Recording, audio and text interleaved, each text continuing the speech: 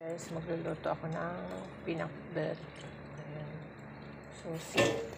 Ayan, nilagyan ko siya ng sibuyas, kamatis, and then yung ulo ng tilapia na pinrito ko.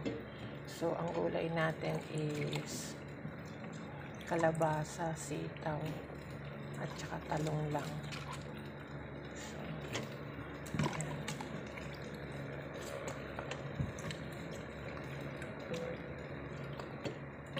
Kukuluin lang natin yan, guys.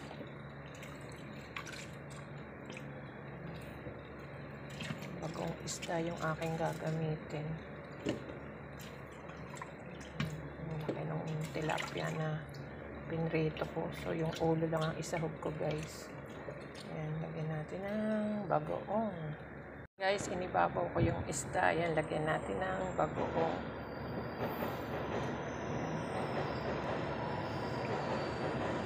Then, konting tubig na mainit. Ay, dami. Sabuan natin ang tubig, guys.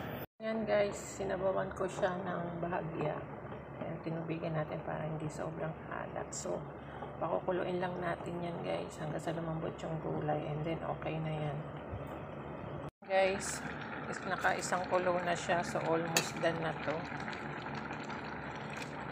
Binaligtad ko pala yung isda, guys, para kabila ang side siya is makuha yung lasa. So, almost done na yan, guys.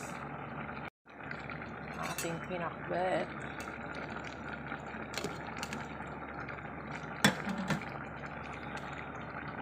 Kapit na siya, guys. 2 kulo lang yan, guys. Okay na.